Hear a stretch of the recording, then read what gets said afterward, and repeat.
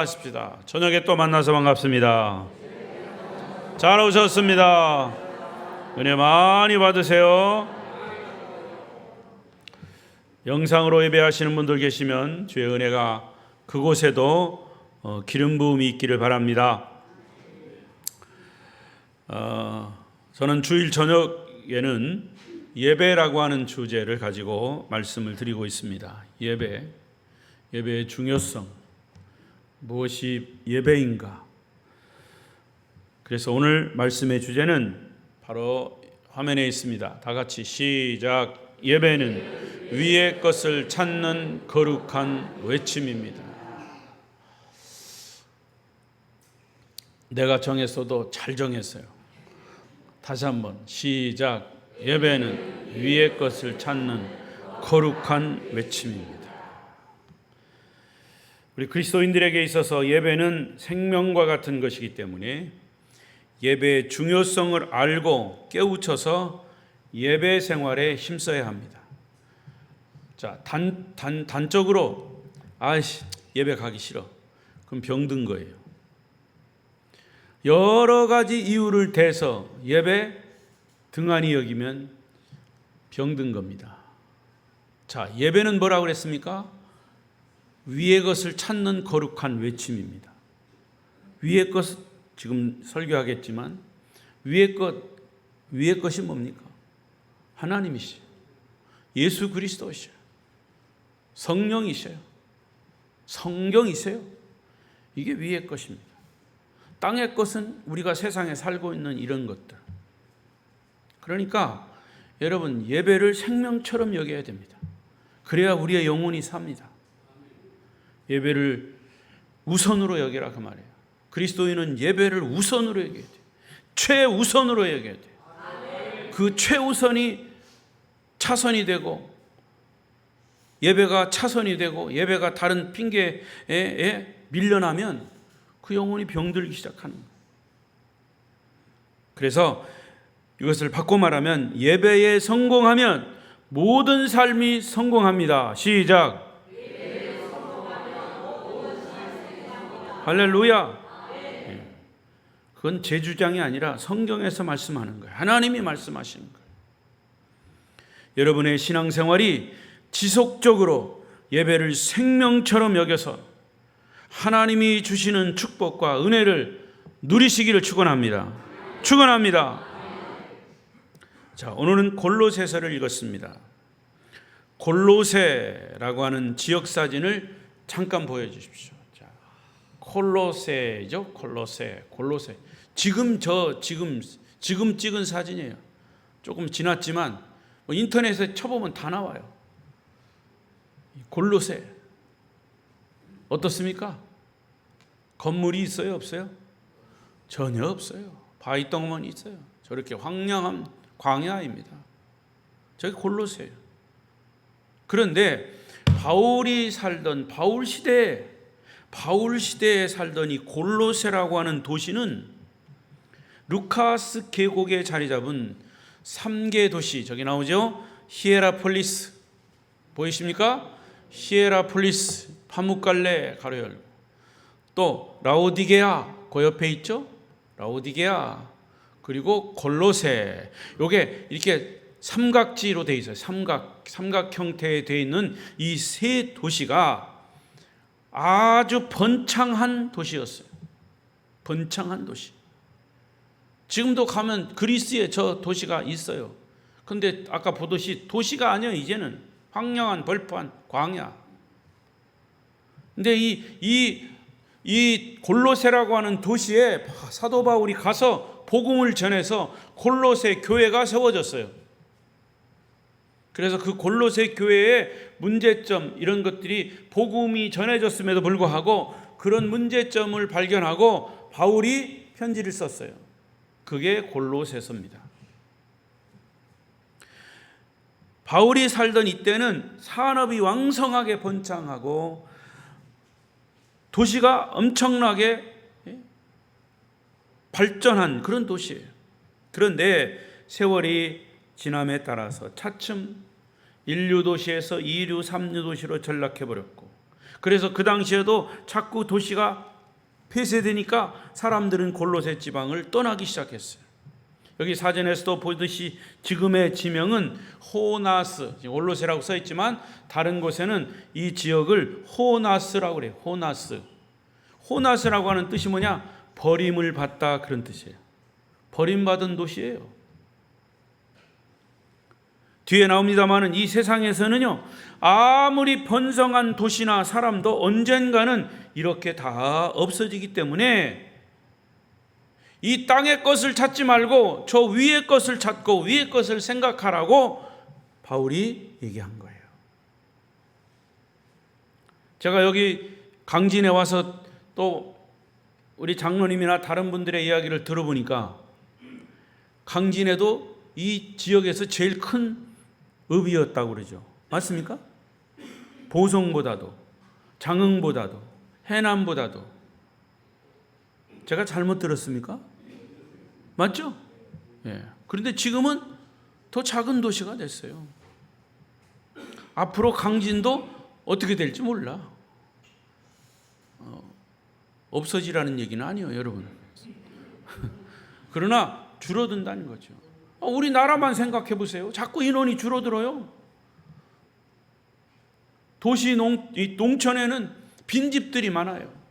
얼마 전에 강진 신문에 보니까 이 군수님이 대통령상을 받았더라고요. 그래서 무슨 대통령상인가 그랬더니 전국에서 강진이 이 폐가 된 집을 잘 리모델링해서 사람들에게 살도록 해준대요. 근데 살도록 해주는 그 금액이 얼마냐? 예? 10,000원? 10,000원. 그게 제일 전국에서 잘 돼가지고 사람들이 그래도 많이 모인다는 거예요. 여기 와서 산다는 거예요. 리모델링 된 집에서 10,000원 주고. 그게 제일 전국에서 제일 잘해가지고 대통령상을 받. 여러분 프랑카도 붙었잖아요. 여러분 강진 사람들이면서도 왜 몰라? 알고 계셨군요. 예. 여러분 도시라는, 사람이 살고 있는 도시라는 것은 번성할 때도 있고 또 없어질 때도 있다는 그런 얘기예요. 골로새 지역이 그랬어요. 그래서 그 당시 골로새는 바울을 통해 전해진 그리스도의 복음만이 그 도시의 유일한 소망이다. 그런데 거기다가 영지주의라고 하는 이상한 이단 사상이 들어와가지고 그 지방에 들어오면서 골로새 교인들, 교인 아닌 사람들은 고사하고 교인들의 믿음을 흔들어 놓기 시작했어요. 여러분 이단이 무서운 거예요. 처음에는 내가 이단이다 이렇게 들어오지 않아. 나도 예수 잘 믿는 사람이다 이렇게 들어와. 그래가지고 사람들을 미혹하는 거예요. 어디서 그냥 들어보지도 못한 소리 자꾸 이렇게 얘기하고, 그러고서 사람들을 꼬드겨가지고 또 이상한 데 데리고 가가지고 그러면 또 사람들은 거기에 미혹을 당해요. 미혹을 당해.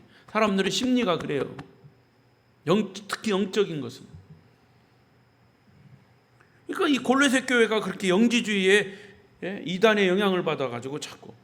그런데 여러분 그 이단을 분별하는 분별법이 있어요. 그게 뭐냐? 우리 모두가 예배를 잘 지키고 하나님의 말씀을 바로 깨달으면 분별력이 생겨. 할렐루야.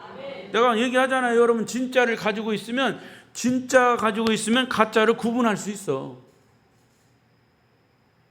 대부분의 사람들은 그래요. 근데 이게 진짜인지 가짜인지도 모르면서 진짜를 가지고 있으면서도 가짜인지 자꾸 의심하면 진짜 가짜가 들어와가지고 자기가 진짜처럼 행사할 때 거기에 빠져드는 거예요. 여러분 그래서 제가 조화를 별로 좋아하지 않아요. 그리고 여기 죄송합니다만은 여기 꽃꽂이 하는 거 잘 안 좋아해요. 그래서 제가 목회할 때는 아예 노골적으로 이렇게 했어요. 꽃꽂이 이렇게 해놓으면 일주일밖에 못 가. 그거 다시 버려야 돼. 여기 화분에 있는 꽃 얼마나 좋습니까? 생명력 있잖아요. 물론 이게 이제 오래되면, 화분은 11홍이요. 열흘 되면 꽃은 다 시드는 거예요, 원래. 이 조화라는 것은요, 가짜입니다. 요즘은 하도 발달을 해가지고 조화에다가도 무슨 향기를 뿌려가지고 꽃향기가 나요, 거기서. 그런데 그 꽃은 죽은, 생명이 없는 거예요. 여러분, 이단은요 복음이 아니에요. 생명이 없는 겁니다. 오히려 2단이나 3단 이런 데 빠지면 죽어요. 영혼이 죽어요. 그러니까 우리는 복음을 듣다가 복음을 잘 듣고 있으면 그것이 이거는 뭐가 잘못됐다? 금방 분별이 되는 거예요. 깨닫게 되시기를 바랍니다. 그리고 다른 사람에게 막 그런 유혹을 하거나 이런 거는 그 사람 자체가 자기는 잘 몰라. 자기는 능력받은 것 같고 막 기도 열심히 하는 것 같고 다른 사람을 자꾸 이렇게 하면 그 마음속에 사단이 들어간 것도 몰라. 영적 분별력이 안 생기는 거예요. 그 골로새 교인들을 막 흔들기 시작했어요. 그래서 더더욱 삶의 동기, 의욕을 잃고 좌절하고 있는 이 골로새 교인들을 향해서 바울은 편지를 썼어요. 그 속에, 바울의 편지 속에 하나님의 위로의 말씀이 다 들어있어요. 오늘 그 1절부터 11절의 말씀이 그 부분이에요.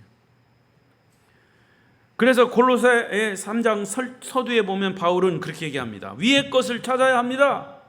여러분들이 아무리 땅의 것을 가지고 생각하고 또 거기에 관심을 갖고 있지만 결국 우리는 위의 것을 생각하고 위의 것을 찾아야 합니다. 여기 얘기했죠.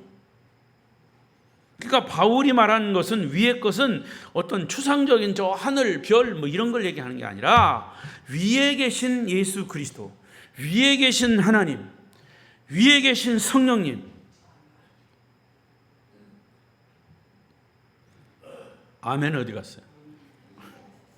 위에 계신 예수 그리스도, 위에 계신 하나님, 우리와 함께 하시는, 동행하시는 성령님을 찾으시기 바랍니다. 자, 1절 다시 보겠습니다. 시작. 그러므로 너희가 그리스도와 함께 다시 살리심을 받았으면 위의 것을 찾으라. 거기는 그리스도께서 하나님 우편에 앉아 계시느냐. 그러잖아요. 하나님 우편에 계신 그리스도, 그분은 역사의 주인이십니다.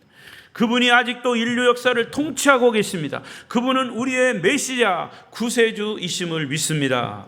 우리는 비록 어둡고 앞이 보이지 않는 이 세상에 살지라도, 비록 이 땅에 살지라도, 제한적인 땅에 살지라도 위에 계신, 영의 눈을 뜨고 위에 계신 주님을 바라보라는 것이에요. 그리고 그리스도의 빛나는 하나님의 약속, 기록된 약속을 붙잡으라는 거예요. 그러면 왜 이 어둡고 답답한 이 땅에서 위의 것을 바라보며 살아야 할까? 그 이유가 무엇일까? 오늘 본문은 그 이유를 크게 두 가지로 말씀하고 있습니다.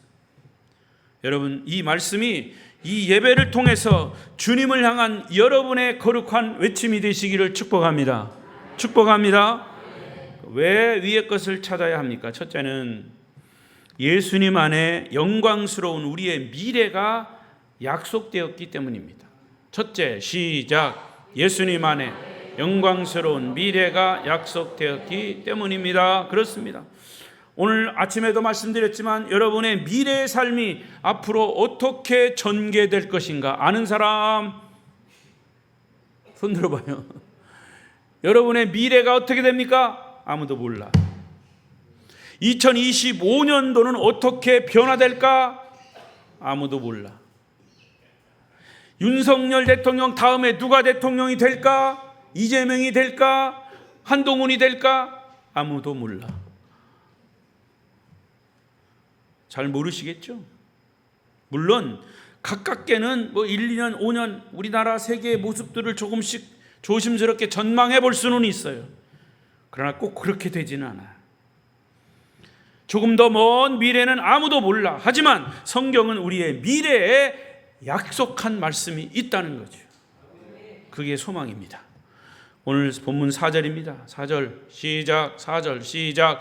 우리의 생명이신 그리스도께서 나타나실 그때에 너희도 그와 함께 영광 중에 나타나리라. 여기 그리스도를 우리의 생명이라고 말씀하시면서 그리스도께서 어떻게 하신다? 다시 나타나신다. 재림하신다는 거예요. 이 세상 속에, 역사 속에 다시 오신다. 다시 귀환하신다. 다시 재림하시는 거예요. 그런데 그 재림하시는 주님이 우리의 생명으로 다시 오신다는 거예요. 생명으로. 사망으로가 아니라 생명으로 다시 오셔요. 그 주님을 믿는 사람은 주님과 함께 영원히 살 것입니다. 사실을 믿으십니까? 다시 한번 믿으십니까? 미국의 존 F 케네디가 1961년 하면 벌써 40년, 60년이 지난 얘기예요. 61년도는 제가 따져보니까 제가 7살 때예요. 초등학교 때. 생각이 나요. 존 F 케네디가 암살당했다. 세계 터피겠죠. 자, 그런데 61년도 미국 35대 대통령으로 취임을 했어요. 대단했습니다. 젊은 30대 중반 존 F 케네디. 근데 그가 캐톨릭 신자입니다. 근데 미국 대통령이 되면요, 미국의 유명한 미국의 영적인 그런 움직임을 하고 있는 권위를 가진 사람 목사님들을 초청해서 백악관으로 초청해서 이렇게 식사도 하고 교제를 합니다. 그때 세계적인 부흥사였던 빌리 그레암 목사님을 케네디 대통령이 초청을 했어요. 그리고 대통령은 목사님에게 질문을 했습니다.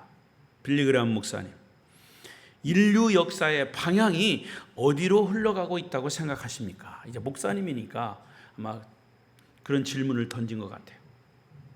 이때 빌리 그레암 목사님은 마침 가지고 계시던 성경을 딱 들어보이면서 이런 대답을 했습니다. 인류의 역사는 내가 가진 이 성경에 따르면 이 역사는, 인류의 역사, 미래의 역사는 예수 그리스도의 재림을 향해서 나아갈 것입니다. 예수님은 이 땅에 반드시 다시 오십니다. 대통령, 존 F 케네디 대통령한테 그렇게 얘기한 거예요. 그러면서 우리는 그 예수를 맞을 준비를 해야 합니다. 대통령도 준비해야 됩니다. 이렇게 얘기를 했어요. 참, 근데 사실은요, 케네디 대통령의 질문한 의도와 빌리 그레암 목사님의 대답과는 맞지 않는 그런 동문서답이었어요. 그런데 여러분, 그들이 둘이 만난 지 딱 2년 후에 1963년 존 F 케네디는 암살을 당하고 맙니다. 그래서 1963년도 세계 토픽이 났어요. 그 말은 무슨 얘기냐? 자기가 빌리 그레암 목사님 만나고 2년 후에 암살 당할 것은 꿈에도 생각을 못했어요. 누구도 생각을 못했어요. 그것이 우리네 인생인 것입니다. 오늘 본문 4절을 보십시오. 또 보겠습니다. 시작. 우리 생명이신 그리스도께서 나타나실 그때에 너희도 그와 함께 영광 중에 나타나리라. 할렐루야. 여기 보면 한 단어가 눈에 띕니다. 그게 뭐냐? 영광, 글로리라고 하는 단어가 강조됩니다. 근데 성경을 유심히 보시면 바울은 특히 예수님의 재림을 언급할 때마다 꼭 이 영광이라고 하는 단어를 사용했습니다. 예수님을 영접하지 못한 사람들은 예수님이 재림하시는 날은 재앙의 날이에요. 멸망의 날이에요. 그렇지만 예수님을 영접하고 구원받고 주님의 재림을 기다리고 소망하는 사람들에게는 그날은 무슨 날이다? 영광의 날이 될 것입니다. 그러면 그 영광이라고 하는 것은 구체적으로 어떤 영광일까? 성경이 특별히 강조하고 있는 것은 주님께서 다시 오시는 재림의 날 우리는 부활의 새 몸, 영광의 몸을 입게 될 것입니다. 그래서 빌립보 3장 20절 21절에 보면 여기에도 그리스도의 재림과 관련된 복된 약속이 기록되어 있는데 20절 보십시다. 시작. 그러나 하늘에 있는지라 거기로부터 구원하는 자 곧 주 예수 그리스도를 기다리노니. 여러분, 우리가 예수님의 재림을 기다리는 이유가 뭐냐? 기다리노니 그 다음에 21절.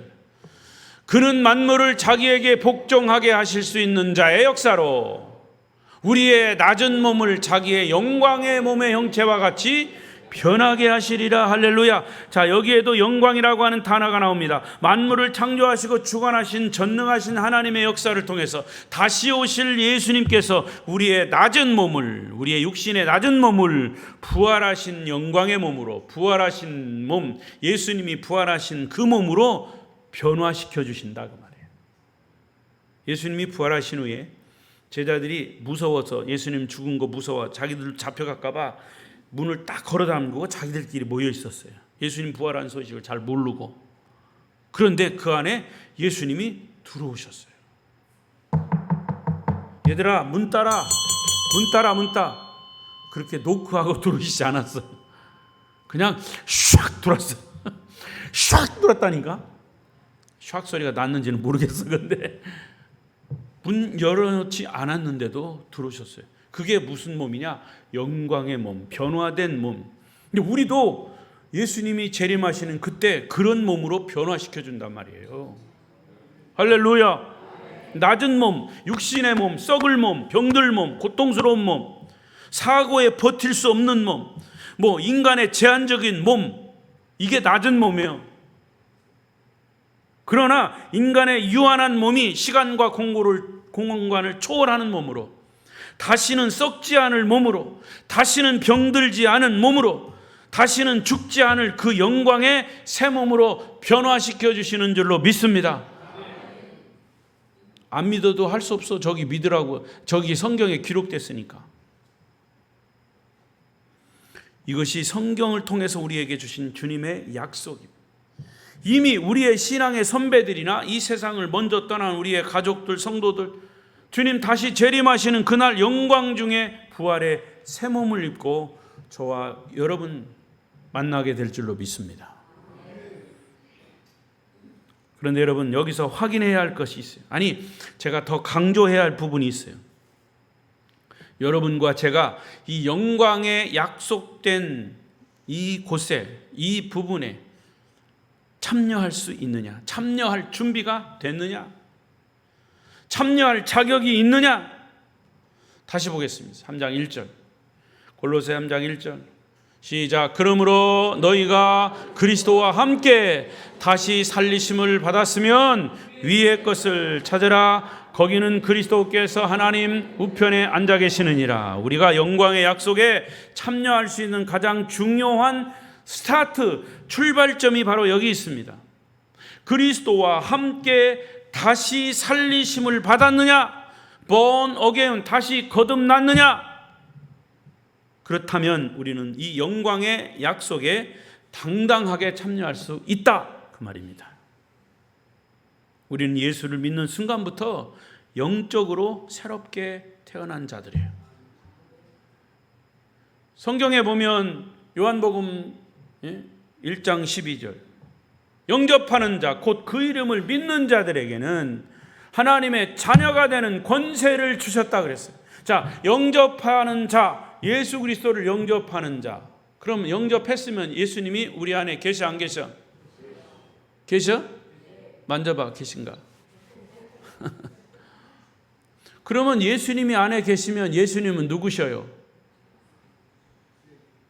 하나님이시죠. 예수님은 누구셔요? 성령님이셔요. 성부, 성자, 성령이 우리 안에 동일하게 계심을 믿습니다. 그러니까 여러분, 우리는 예수님을 영접하는 순간 성령이 임한 거예요. 성령이 꼭 불로만 임합니까? 성령은 소나기도로 임해요. 성령은 비둘기같이 임해요. 여러분, 성령 불 받기를 원하십니까? 왜 아무 소리 안 해? 아멘 하죠? 불 받기 원하십니까?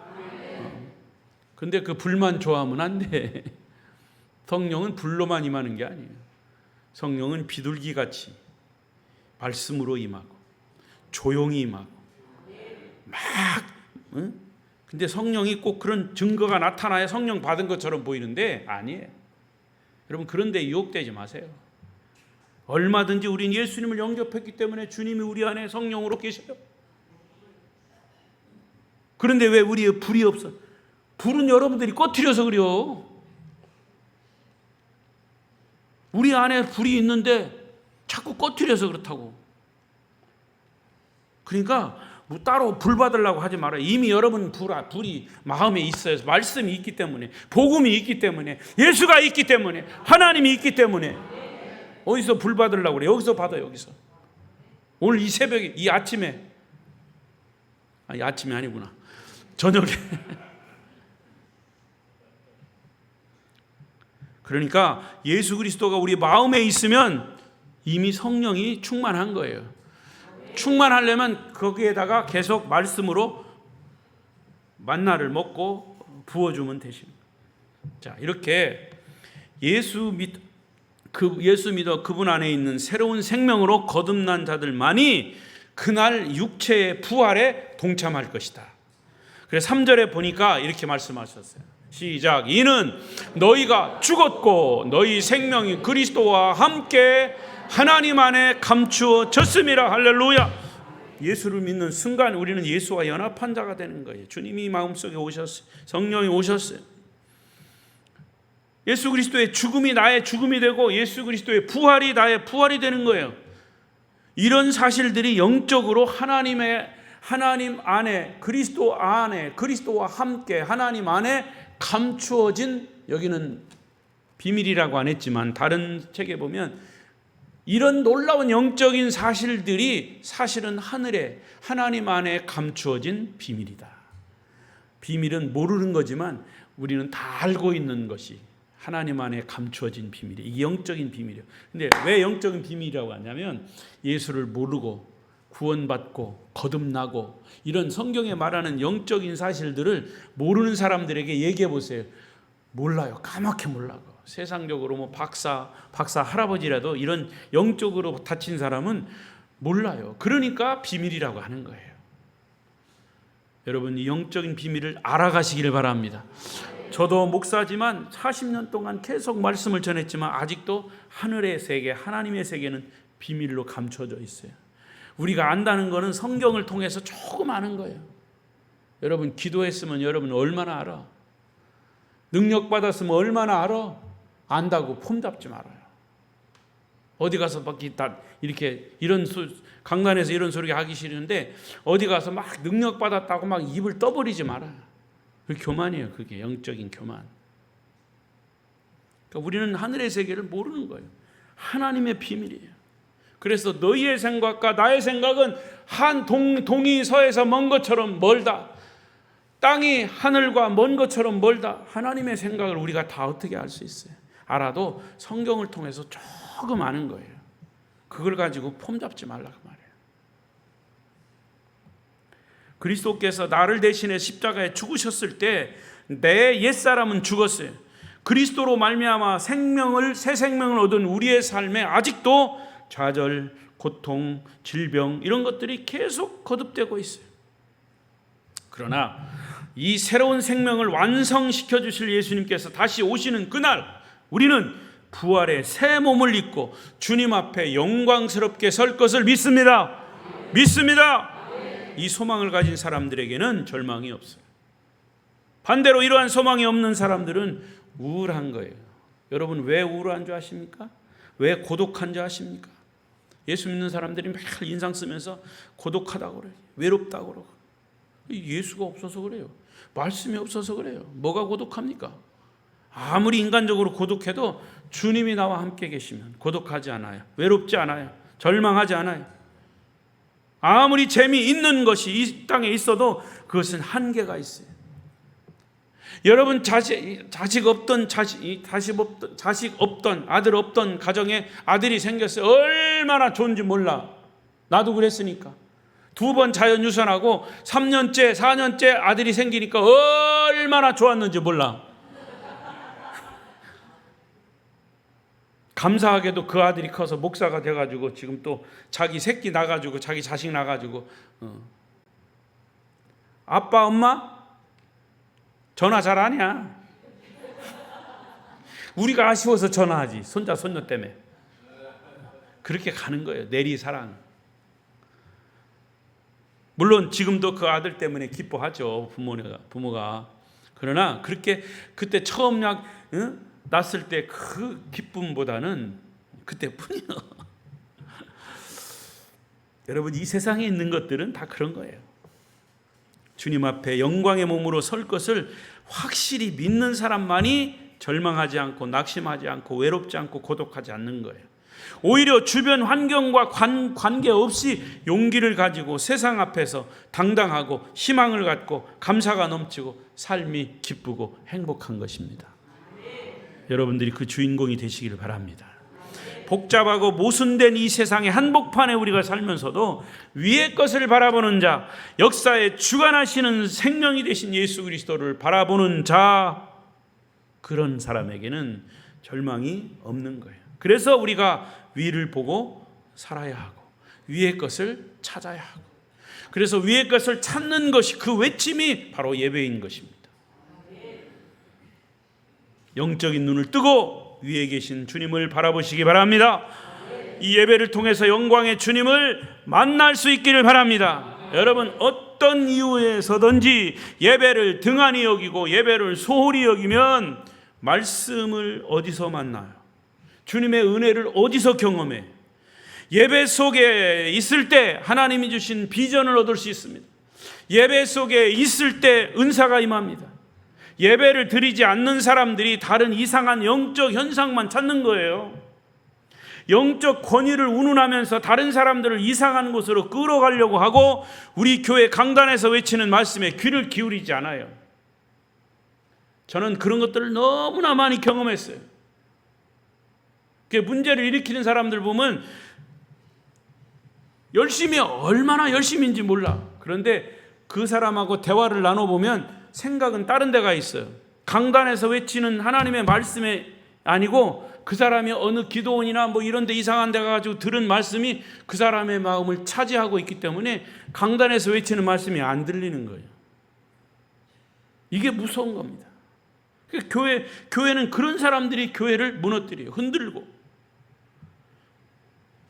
그래서 특별한 것을 찾으면서 영적 갈증을 거기서 해소하려고 해요. 그것이 바로 사탄의 역사고 예배를 방해하는 사탄의 공작임을 깨달아야 돼요.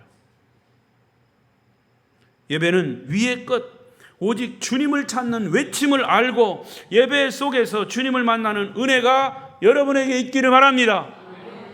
두 번째로, 왜 위의 것을 찾아야 하는지 여기 나왔어요. 시작.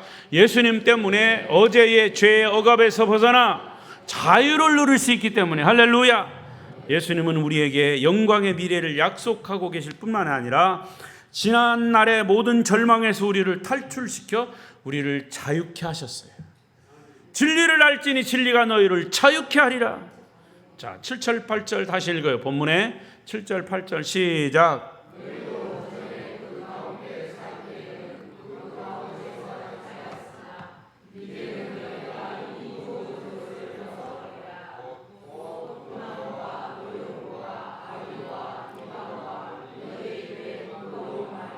보세요. 7절에 보니까 전에라고 하는 단어와 8절에 이제는 이라고 하는 단어가 대조되고 있어요.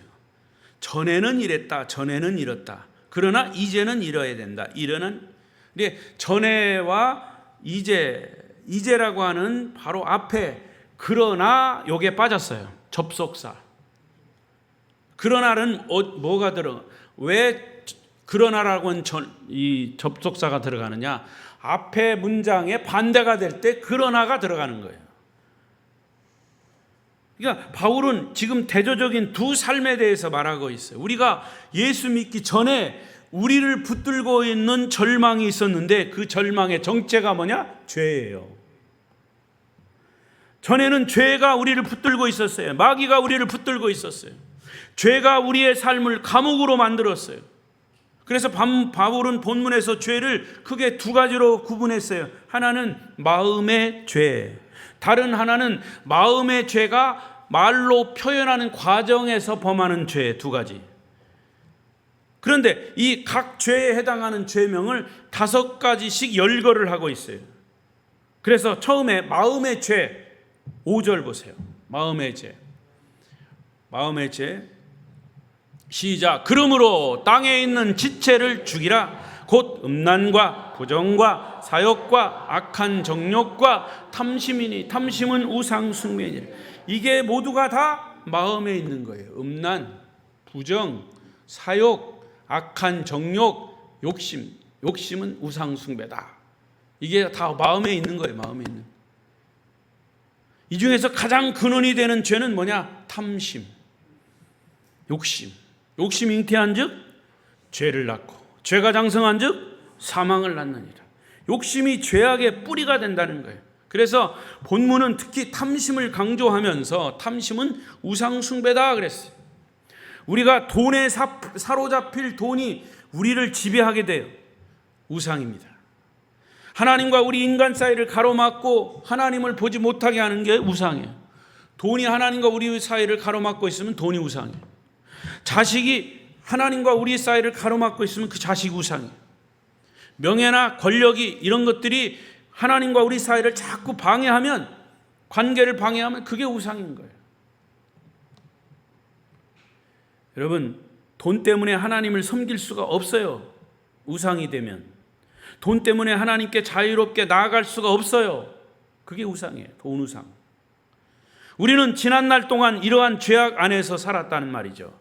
이러한 죄악 안에서 행하고 있었단 말이죠. 그래서 우리의 삶은 어둡고 절망스러웠습니다. 또한 이러한 마음의 죄들이 이제 말로 표현되는 과정에서 범하는 죄, 8절에 9절에 언급되어 있어요.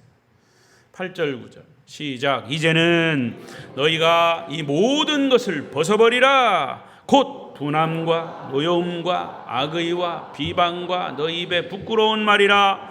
너희가 서로 거짓말을 하지 말라. 옛사람과 그 행위를 벗어버려라. 자, 여기 말로 표현하는 죄, 첫째 분노, 분함. 여러분, 분한 사람 대부분이 얼굴로도 나타나요. 막 얼굴이 일그러지고 분해. 그런데 대부분 분한 사람은 어떻게 나와? 말로 그게 나오는 거예요. 분노하는 사람.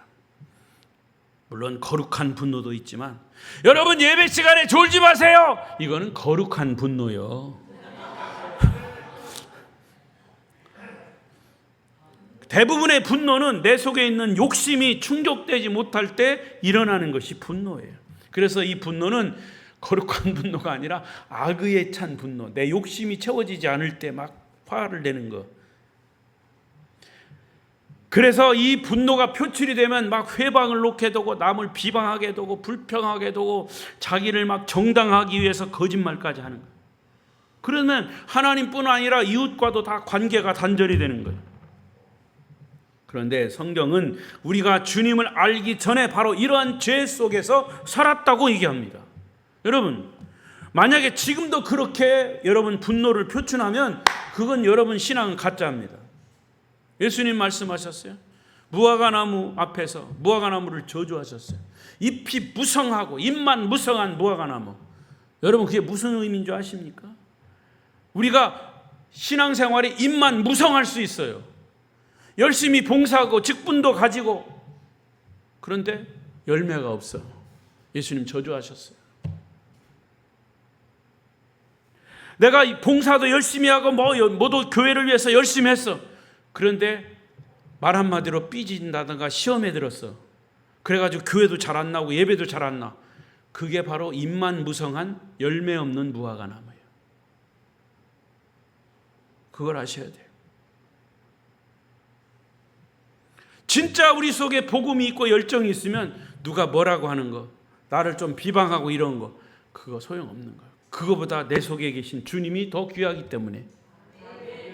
말 한마디 때문에 삐치고 뭐 시험 들고, 그게 가짜라니까요. 그래서 5절에 보면 땅에 있는 지체를 죽여라, 아주 강경하게 말씀하셨어요. 이 말은 자기 육체를 그냥 자살해라 그런 말이 아니에요. 예수 안에서 한 번 죽은 자들은 더 이상 분노하지 않는다. 거듭난 자는 화내지 않는다. 화낼 거리가 있어도 그냥 다 풀어지는 거죠.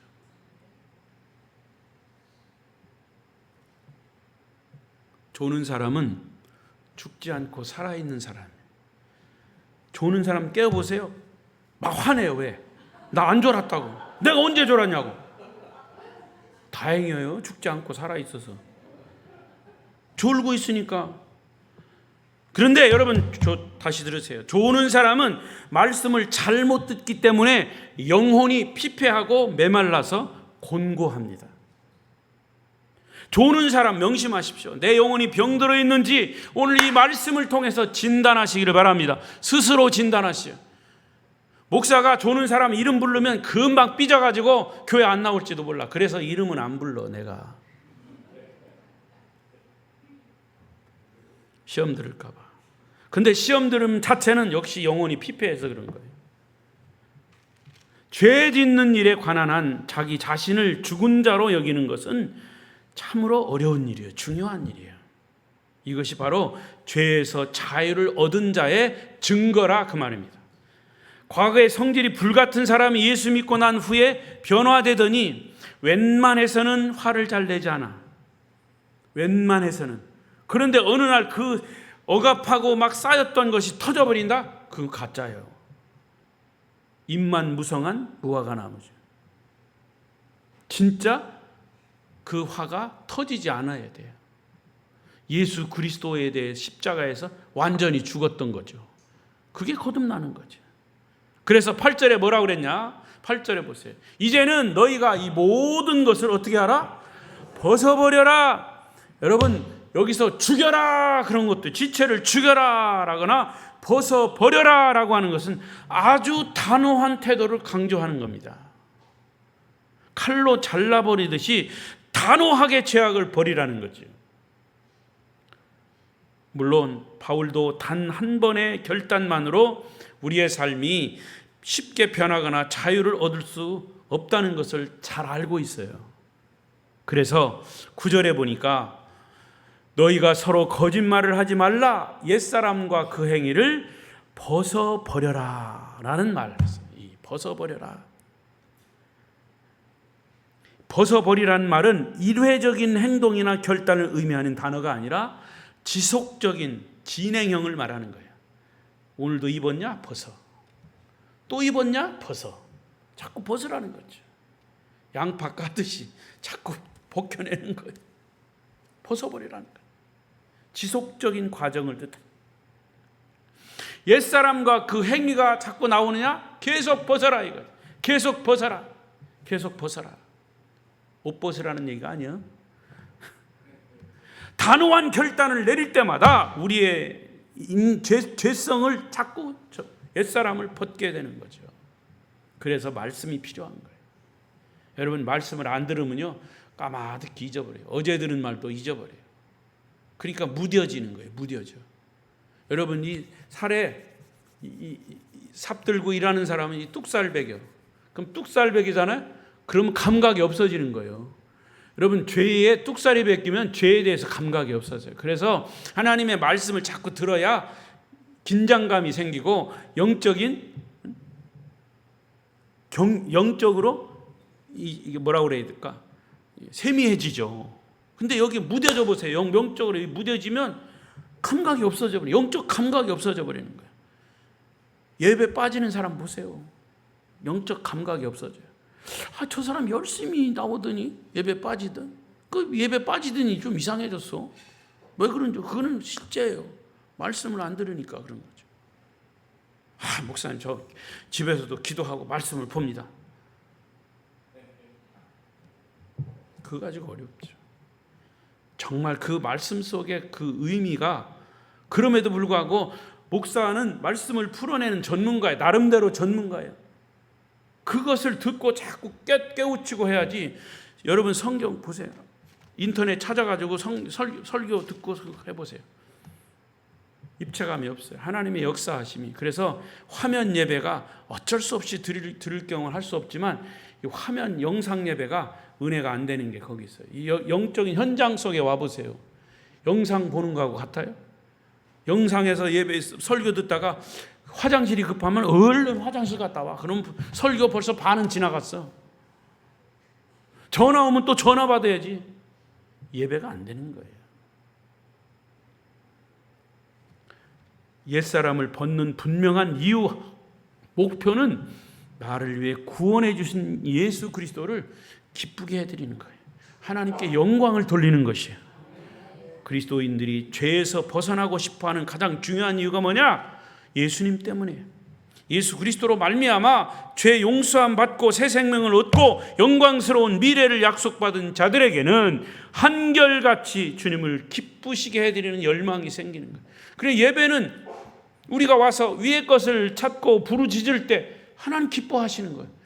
여러분, 하나님의 마음을 기쁘게 해드리면 여러분 필요한 게 뭐겠어요? 필요한 거 다 채우신다고 그랬어요. 그 영적인 약속이에요. 자식이 부모의 마음을 기쁘게 해봐요. 부모의 주머니가 열려. 돈주머니가. 없는 주머니도 열려. 그래서 어떤 때는 막 빚을 내서라도 자식들을 막 해주고 싶어. 왜? 그 자식을 볼 때 부모가 기쁘거든. 이게 사람의 이치예요. 그러나 영적인 이치도 성경을 보세요. 또 그렇게 나오는 거죠. 과거의 죄의 습성을 벗어버리고 싶어하는 것은 주님을 기쁘시게 하고자 하는 사람들의 자연스러운 마음인 거죠. 왜냐? 우리 주님은 죄를 무엇보다도 싫어하신다는 것을 우리가 알기 때문에. 그러므로 우리는 주님 앞에 기쁨의 존재가 되기 위해서 죄를 짓지 않기로 결단하는 것이죠. 저와 여러분은 요즘 말로 주님의 기쁨조가 되시기를 바랍니다. 이렇게 범죄하지 않고 결단할 때마다 주님께서는 우리의 삶에 말할 수 없는 은혜와 말할 수 없는 기쁨과 말할 수 없는 자유를 주십니다. 말씀을 맺겠습니다. 주님께서 우리 그리스도인들을 위해서 빛나는 영광의 미래를 약속하셨을 뿐만이 아니라 그분의 도우심으로 죄악의 칠흑 같은 어둠에서 우리를 탈출시켜 주셨어요. 그래서 놀라운 영적 자유를 주신 겁니다. 왜 우리 그리스도인들이 위의 것을 바라보고 찾아야 합니까? 왜 예수님을 바라보고 살아야 합니까? 주님이 우리에게 미래를 약속해 주셨기 때문에, 천국을 약속해 주셨기 때문에, 그 주님이 지난날 우리를 붙들고 있던 죄악에서 우리를 자유케 하셨기 때문에, 그래서 우리는 예배 드릴 때마다 외쳐야 합니다. 예수님의 승리가 나의 승리입니다. 복음이 나의 모든 것의 전부인 나의 전부입니다. 복음이 우리 삶의 모든 문제의 해답입니다. 예수님이 우리의 희망입니다. 예수님이 우리의 소망입니다. 그렇게 외치는 거예요. 그게 바로 예배인 거죠. 우리는 예수님을 기쁘시게 해드리는 축복의 통로인 것이죠. 예수님 사랑합니다. 예수님을 찬양합니다. 여러분들이 드리는 이 예배가 예수님을 마음껏 찬양하며 경배하는 거룩한 외침이 되시기를 바랍니다. 기도하십시다.